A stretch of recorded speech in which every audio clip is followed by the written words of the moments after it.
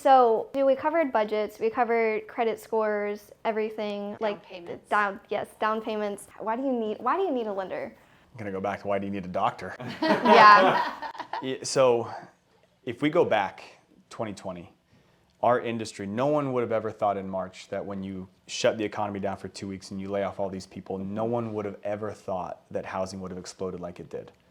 But it absolutely exploded, and that carried into 2021 and really the first quarter of 2022. So like most careers, when you have people on the outside looking in saying, man, there's a lot of money to be made there, it's going to attract a lot of people. So we had a massive influx of lenders, companies being originated.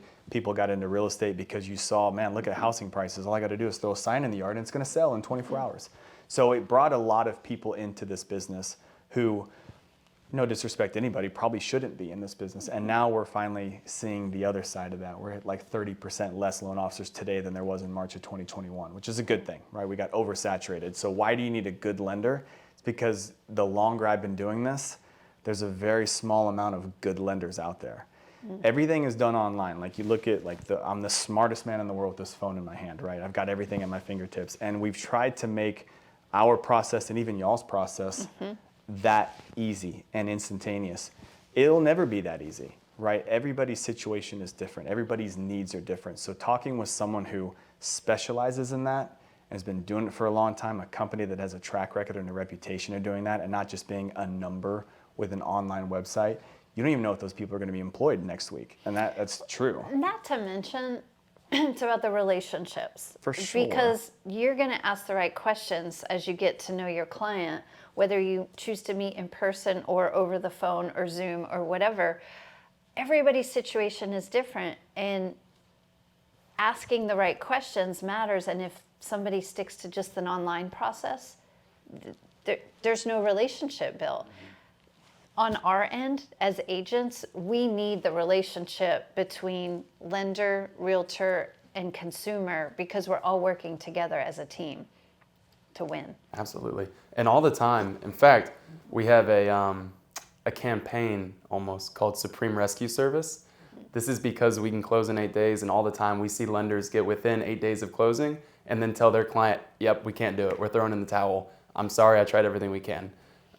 Goes to show how many lenders are in our industry that aren't as qualified as they should be and maybe don't have the interest of the client at heart. So that's why we can step in and make things right, and why from the get-go it's important to have someone like Kayla and I who know what we're doing and can help and facilitate in the best way possible.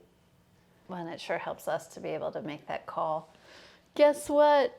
Rocket didn't work. They got the commercial. Should be fine, right? So, but you bring up a good point, and Luke had mentioned earlier, and you said, well, that's our job. It's your job to negotiate the very best deal. Imagine if you're a first-time home buyer, and someone says, did the seller pay your closing costs? And you're like, well, I didn't even know. And then they ask you, and it's like, well, I didn't know you needed it. And everyone's looking at the lender, well, why didn't you tell us what they needed? Like, we're all working together to come up with the very best financial picture and get the very best deal, right? So when Deborah and I have worked together in the past to call up and say, hey, this person's approved at this much, let's get closing costs. Here's what we're going to need, right? We're going to run numbers for this house. This is what the closing costs are going to be. If you could get this, that would be amazing. Now Deborah goes into that negotiation aware of that, and here the borrower is sitting like, this is the best thing in the world. I'm so happy that I worked with this team because they got me an amazing deal, other than hearing about it the next day in the water cooler when all your friends are like, well, why didn't the seller pay your closing costs? And why didn't you get a 2-1 buy down? And why didn't you do this? Why didn't you do that? And they're like, well, I didn't even know that was an opportunity, a possibility. Not every lender's having that conversation. We should talk about buydowns. Okay. I mean, rates are higher than they've been are higher. in a long, long time. They've been higher in my lifetime, but not in y'all's. Well, yeah, for us, it's like we just got in the business relatively recently, so it's like this is normal. Yeah. Like you were talking about interest rates being like 3% to 5%, and I'm over here thinking like, what? And then I'll go on the MLS database, and a home that's for now $300,000. I look back on the tax records, and you could buy it for like $100,000. Crazy. That's just. That's a good perspective to have. So just in Cobb County alone, The average, as I'm looking on tax records, 2-year increase 30 to 35% appreciation Yeah. in sale prices in the last 2 years. So that's what you're seeing, and you're like, oh, I wish I'd bought a house 2 years ago. Yeah, when I was like 5. I know. Why didn't I buy in middle school? What was I Yeah, thinking? exactly. Should have got a job. My dad told me to get a job. I should have got one. I was worried about silly bands. I should be worried about houses. So first-time buyers need to be concerned about the price of the homes, and then how are they going to finance the homes. So that's it. Buydowns, 2-1 buydowns, 3-2-1 buydowns. Can you give a short summary of what that is? Absolutely. So we'll start generically, just 2-1 buy down. It's a temporary buy down. So most people are used to and accustomed to a permanent buy down where you just, you pay money to have a lower rate. Right now, because we're at a point where we see interest rates are relatively higher than they have been, and the next year or two we expect them to come down. That's why a temporary buy down is going to make sense. So how it works is we'll get seller paid concession. So the seller's going to pay some money to go towards closing costs typically.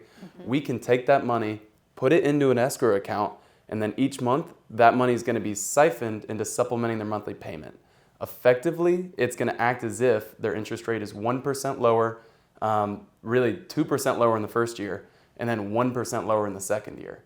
So let's say their start rate is 7%. Their payments for the first year with a 2-1 temporary buy down will be effectively 5%. Come year 2, that's going to be 6%, and then year 3, it's back to 7%. But odds are really strong by year 3, they're going to refinance into a lower interest rate because that's where the market will have corrected itself. Great program. That's only effective when you have an agent who negotiates seller concessions properly. And we need all the information to make that happen. So Absolutely. That's Leave a- nothing on the table. that was a really great explanation. Thank you. Luke's a brilliant dude.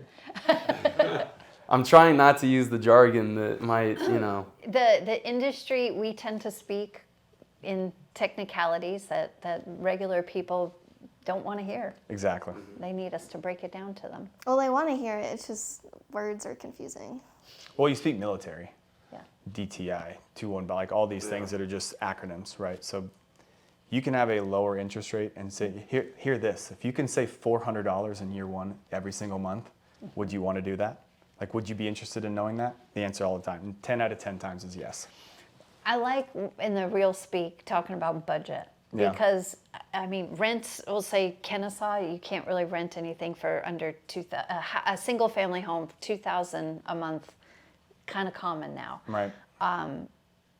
And we are seeing a lot of people who, the rent's, that's high rent and they don't want 4 roommates. So in that situation, when you're talking to somebody who, God, my rent has gone up again, that's when it's time to meet Luke or Kale. Have that conversation. Because rent, you're not paying for anything. You're just paying for the space. But then with a mortgage, you're paying to eventually own the property, own the home. And then also with equity, you could be making equity in the home and then get, that's money. Equity is money. absolutely. Rent, you're paying Savings someone account. else's. Exactly. Yeah. The home is a savings account you live in, right? That you're taking whatever your principal is and you're putting it into a savings account every single month. If you're renting, just roll that money up and burn it.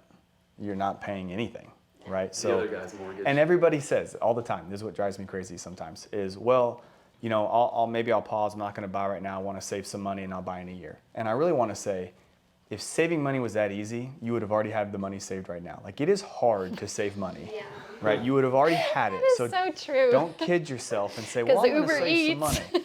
Yeah, man, $7 for a coffee.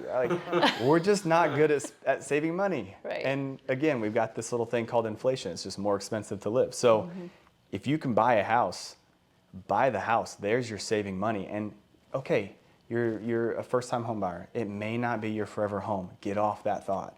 Because when it comes time to sell that house in 3 years or 5 years, and now all of a sudden you're sitting on this mountain of cash, you've got the ability to totally transform your financial picture. Pay off the student loans, pay off your car, get rid of your credit cards, put a nice down payment on a new home that you really like at that point, stick some money in savings.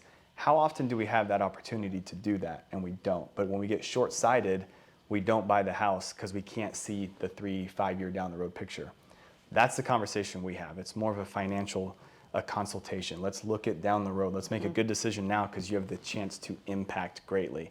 And for the people, like you said, last 2 years, you've got 35, 40% equity in the property. You've been gifted this thing.